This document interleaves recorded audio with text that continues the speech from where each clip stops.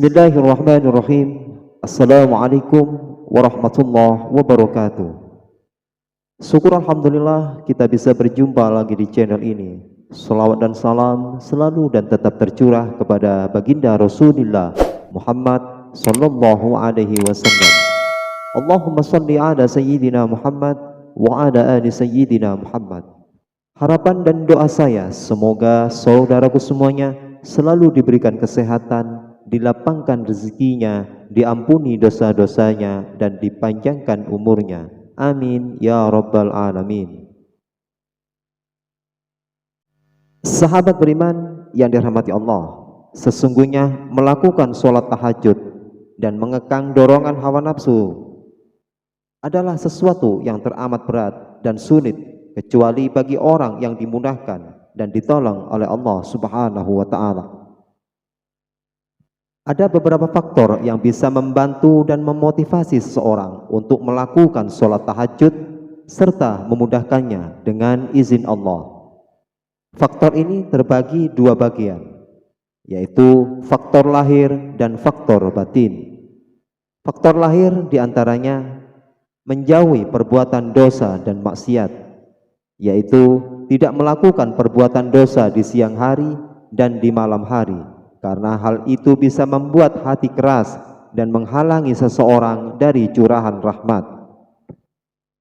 Seseorang laki-laki bertanya kepada Al-Hasan Al-Basri, "Wahai Abu Sa'id, semalaman aku dalam keadaan sehat, lalu aku ingin melakukan sholat malam, dan aku telah menyiapkan kebutuhan untuk bersuci, tapi mengapa aku tidak dapat bangun?" Al-Hasan menjawab, "Dosa-dosamu mengikatmu."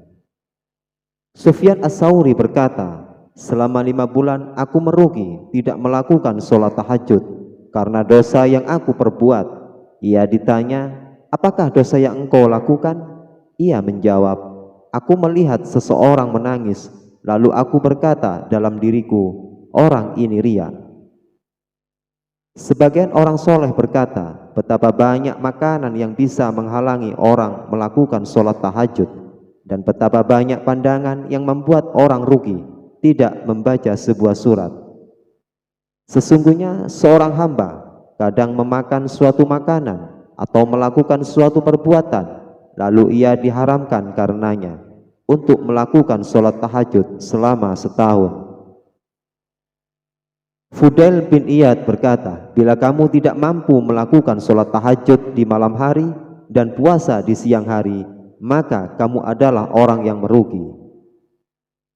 Sahabat beriman, tinggalkanlah kemaksiatan dan dosa jika engkau mengharapkan keberkahan, menyendiri dengan Allah yang maha mengetahui segala yang gaib. 2. Tidak meninggalkan tidur siang, karena itu adalah sunnah. Dari Ibnu Abbas radhiyallahu anhu, ia menuturkan Rasulullah sallallahu alaihi wasallam bersabda, "Jadikanlah makanan sahur sebagai sarana untuk membantumu melakukan puasa di siang hari, dan tidur pada tengah hari sebagai sarana untuk membantumu melakukan sholat tahajud." Nabi sallallahu alaihi wasallam mendorong untuk melakukan hal-hal yang dapat membantu, menggiatkan dan menjadikan orang beramal dengan terus-menerus.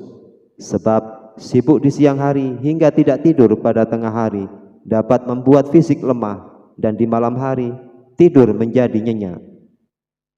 Al-Hasan Al-Basri bila datang ke pasar dan mendengar hiruk-pikuk orang-orang di sana, ia berkata, "Aku mengira malam mereka adalah malam yang buruk karena tidur nyenyak dan tidak bertahajud. Mengapa mereka tidak tidur tengah hari?" 3. Tidak memperbanyak makan.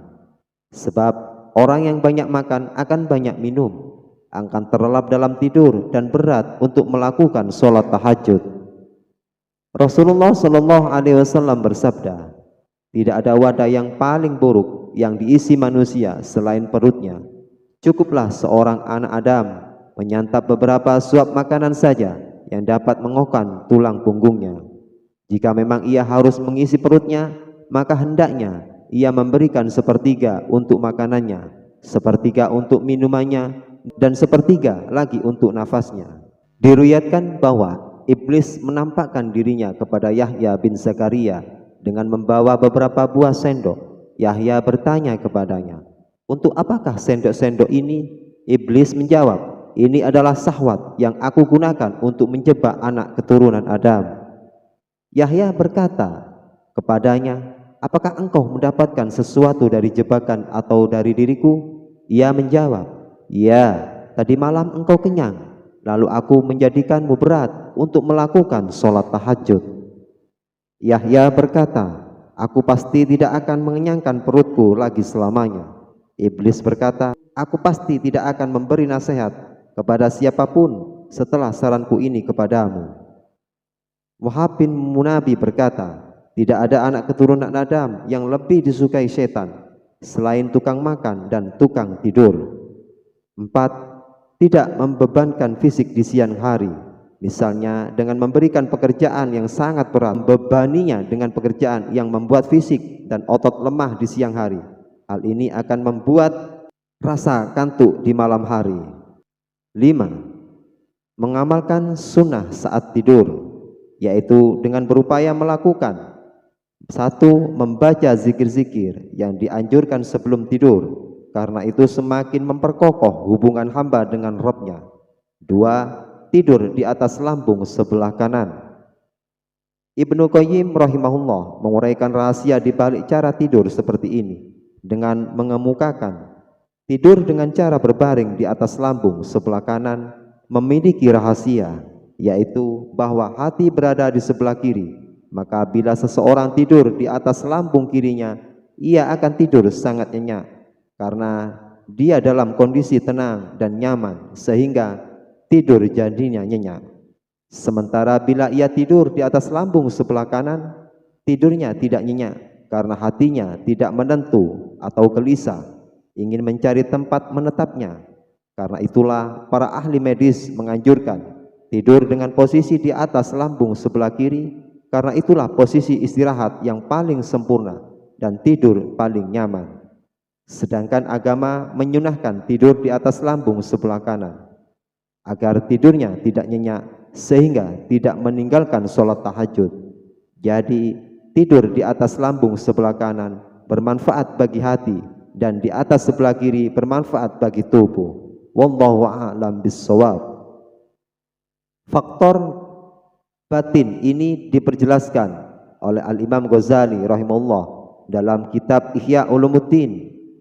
1. Membersihkan hati dari sifat dengki terhadap kaum muslimin, dari perbuatan bid'ah dan dari keinginan duniawi yang berlebihan. Sebab orang yang mencurahkan sepenuhnya pikirannya untuk urusan duniawi tidak akan mudah melakukan sholat tahajud. Kalaupun ia melakukannya, dalam sholatnya yang dipikirkan hanyalah urusan duniawi, dan yang terbayang dalam pikirannya hanyalah bisikan-bisikan duniawi tersebut. 2. Rasa takut yang mendominasi hati disertai angan-angan hidup yang pendek. Sebab bila seseorang merenungkan hura-hura kehidupan akhirat dan tingkatkan terbawa neraka jahanam, maka tidurnya tidak akan nyenyak dan takutnya sangat besar. Sebagaimana dikatakan Taus, mengingat neraka jahanam menjadikan tidurnya ahli ibadah tidak nyenyak.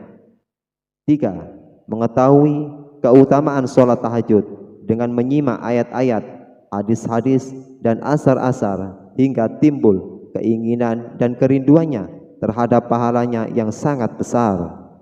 Rasa rindu itu kemudian mendorongnya untuk mendapatkan pahala yang lebih dan keinginan mencapai derajat surga. 4. Mencintai Allah dan keyakinan yang kuat bahwa dalam sholat tahajud dia tidak mengucapkan satu huruf pun, melainkan ia tengah bermunajat kepada Rabb-Nya dan menyaksikannya disertai dengan kesaksiannya terhadap apa yang terlintas di hatinya. Bisikan yang ada di dalam hatinya yang datang dari Allah itu adalah pembicaraannya dengannya.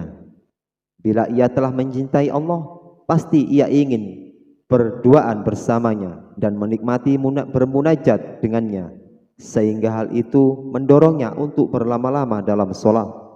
Abu Sulaiman berkata, seandainya Allah memperlihatkan kepada orang-orang yang senantiasa melakukan sholat tahajud pahala dari amal mereka, tentu kenikmatan yang mereka rasakan lebih besar dari pahala yang mereka dapat.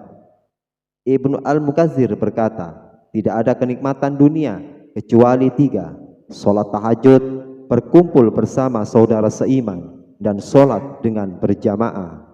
Ketahuilah bahwa karunia dan kenikmatan inilah yang paling diharapkan, karena sholat malam dapat membuat hati bersih dan menyingkirkan segala problem kehidupan. Demikianlah faktor-faktor yang memudahkan seseorang bisa melaksanakan sholat tahajud. Semoga kita bisa diberi kemudahan oleh Allah untuk istiqomah melakukan sholat tahajud. Terima kasih. Semoga video ini bisa bermanfaat untuk kita semuanya. Jazakumullahu khairan katsira. Wassalamualaikum warahmatullahi wabarakatuh.